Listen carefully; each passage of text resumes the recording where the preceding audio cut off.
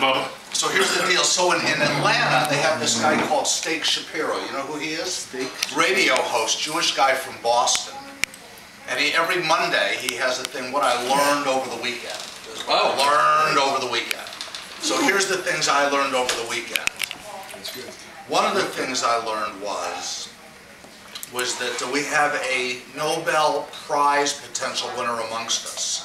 There's not actually a category for it, but meet science.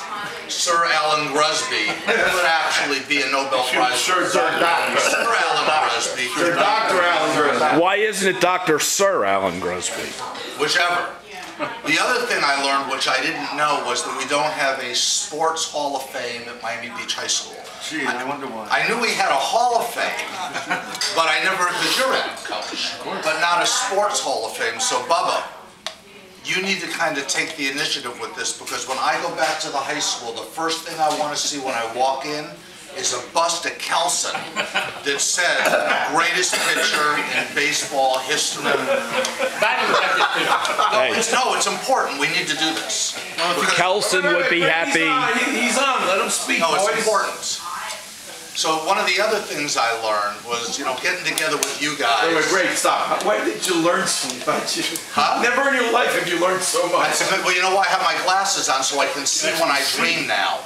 Yeah. Did you know that? That's another thing you learned. If you go to sleep with your glasses on, you can see your dreams. Mark Levin. I don't know if you can remember them, but you can see them.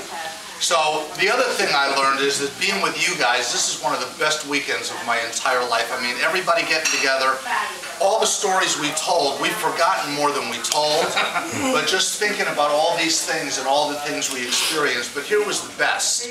Yesterday when we were at the game, and all of you guys saw this, we were walking through the stadium and the parking lots when we left the basketball arena, and guys are coming up to Coach and asking him for his picture. Or they're coming up and they're saying, hey Coach, I want to shake your hand.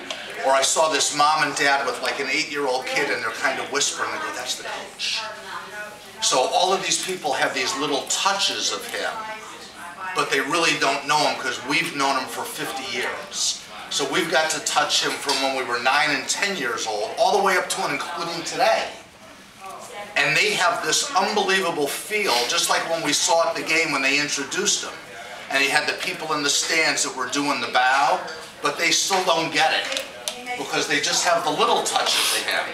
And we were fortunate enough to have all the great touches because, everybody calls Coach, everybody looks to him for advice. He meant so much to us in our life, and he had such a big impact, like Baum was saying the other day and several others, about the impact he's had on us. So I just want to say that, I'm just proud that you're my friend. For us to have what we had in our life, not just with us, but how much Coach meant to us.